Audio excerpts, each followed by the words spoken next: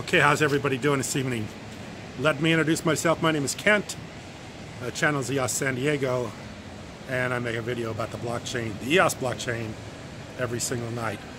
And I want to address the price here real briefly, because the price has been kind of in a range below around $4.50 to $5.50. In fact, it's dropped down below $5 just a little bit ago. I think it's about $4.46. So that's kind of been the range it's been trading in for a while.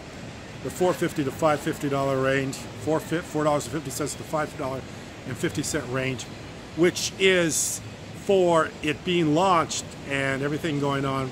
I mean, they raised $4 billion, which is $4 a token. Back in, it launched in June. They've been raising the money for a year. So I mean, this is over a year later, and we're still trading it with the cash prices down in the $4 range, which is probably not where people want to see it, and myself included. But honestly, I could care less about the price, and I think I mentioned that in one of my other videos. The price is not the biggest issue for me. In fact, it's almost a non-issue for me, simply because I don't care right now. I mean, if the price went to $50, I don't think I'd be selling my EOS, and I don't think I'd be selling it at $100. So it's not that the price is going up and I'm going to sell it. Obviously, if price goes up and the EOS has more value, it makes everybody feel a lot better. But what should make people feel better is what's being built and what's happening with the EOS blockchain and where this is going, what the future of blockchain and EOS is. That's the bigger picture. I mean, if you want to speculate and you want to trade, there's probably better cryptocurrencies to trade than EOS, simply because cryptocurrencies are going to be fluctuating on a daily basis more so than EOS. So even the airdrops would be, if you want to just speculate and have a short-term play, maybe some of the airdrops would be a better idea than actually just, how you doing? So really, price is a very little factor for me, especially given the big picture and what I'm looking at, the big picture of where we're going with the EOS blockchain. And I want to talk a little bit about that tonight, because what I see happening with the blockchain and with EOS, I mean, obviously the blockchain has a lot of advantages, but there's a lot of things that the blockchain doesn't do very well. There's a lot of things, I mean, obviously centralized systems right now can do everything the blockchain does, and sometimes do it much better. But what the blockchain does and what EOS does is it's able to distribute payment in the form of cryptocurrencies. I made a video one night about Bitcoin, and I said Bitcoin was a small float by having 21 million Bitcoin in the world. And someone made a comment on the bottom of my video, said that has nothing to do with it, because Bitcoin can be divisible by any number of pieces. I mean, Bitcoin could be 1/1,000,000th of a Bitcoin, or 1/1,000th of a Bitcoin. Obviously, what keeps it from being those micropayments is the transaction fees. And of course, with EOS, no transaction fees, it can be a micropayment, even where you could be playing a video game. And of course, blockchain works very well with video games. In fact, Brendan Bloomer, I believe, was a video game person. Brock Pierce was video game. A lot of people that were originally involved with EOS come from the video gaming industry. I don't know if Dan Lammer was much into video gaming or not. I don't know if I've ever read that about him. But I know Brendan Bloomer was, and I also knew Brock Pierce was, and some other people. So blockchain works very well with gaming. I mean, literally, you could let this train go by, the EOS train. Literally, you could set up the blockchain so people could make money playing video games all day long. So by the micropayment and by the rewards earned by playing a video game, you could sit down and you could monetize playing games and get rewards by playing those games. And that's a way EOS may go in the future. I don't know if it'll go that way or not. I mean, that will definitely bring in more people to the blockchain. I also see blockchain being used as a gamification of life, as we're doing with the challenge deck. So everyday, ordinary things that we normally do, now by being able to get paid, or being able to have the blockchain through a smart contract, have you be able to be paid for everyday, ordinary activities, it's another way the blockchain can grow. That's another way of bringing people into the blockchain.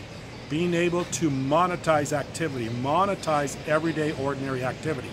So there's a lot of things, a lot of uses that are going to be in the future here as far as blockchain is concerned. And this is where the growth of blockchain is going to come from.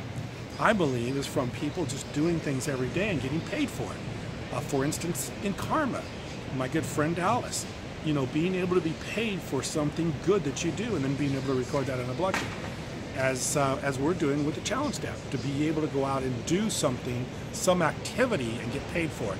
That's incorporating blockchain into real world reality, and also incorporating blockchain into virtual reality by being able to play gamings, doing game and having micropayments, being paid for small things or small little rewards on a game or something like that.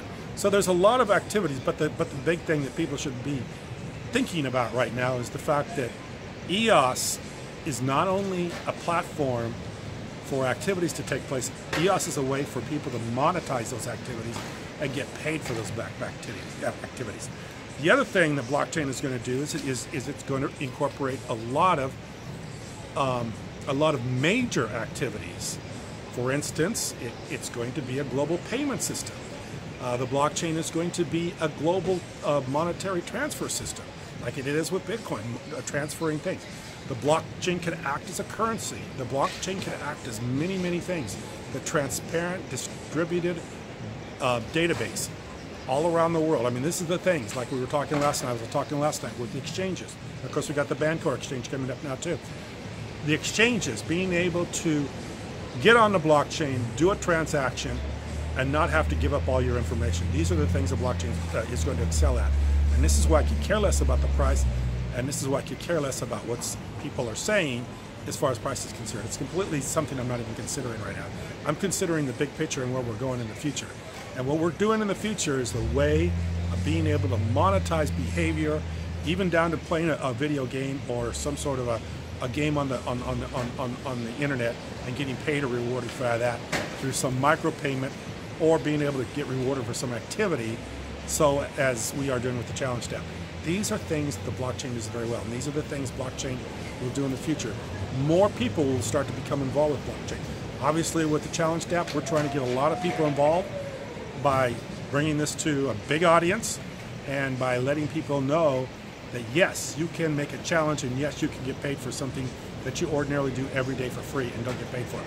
You know, one of the things I was thinking about, and I'm always thinking about stuff, is that I was in our gym, and of course I work out at 24 Hour Fitness here in San Diego, or in Carlsbad, and I see people on the treadmills, and I see people on the stationary bikes, and I see all this activity going on. I'm thinking, if you could harness that activity, and you could actually make it so it generated electricity, you could probably power the building, because I mean, there's a lot of people at night that I see 20, 30 bikes going, 20, 30 treadmills going, and everybody's just running. And of course, you know, they're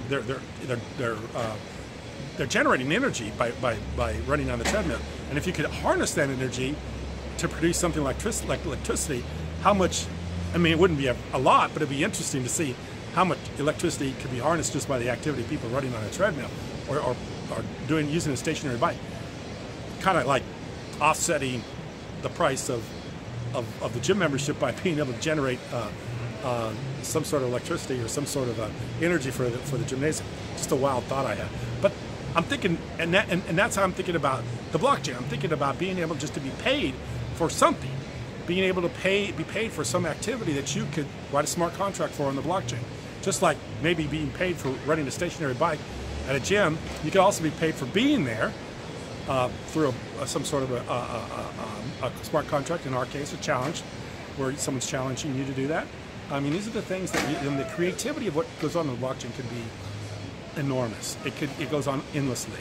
And the ability to transfer tokens and the ability to be able to do that without having a lot of third-party intervention, or having a bank, or having some sort of monetary system in place that doesn't allow you to transfer money easily.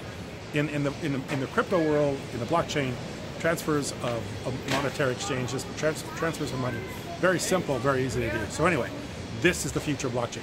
Being able to trade and monetize, and monetize behavior, monetize activity over the blockchain and be able to give micropayments and then be able to change, do technologies that will disrupt the way things are being done today. Just like Uber did, just technologies that will disrupting technologies. And that's what's going to happen. Global payment systems, all this stuff, monetary exchanges, these are going to be disruptive things in the future that are going to take place in the blockchain. This is why I'm not worried about the price, and this is why I don't really get concerned about people talking about it. In fact, days like today, I wouldn't even look at the price if I didn't know I had to make a video tonight. But I make videos and I want to make sure I keep everybody up to date, so obviously we have to talk about price. But for me personally, it doesn't matter. And if I wasn't making these videos, I probably wouldn't even look at it. So anyway, I appreciate you watching. Thank you very much.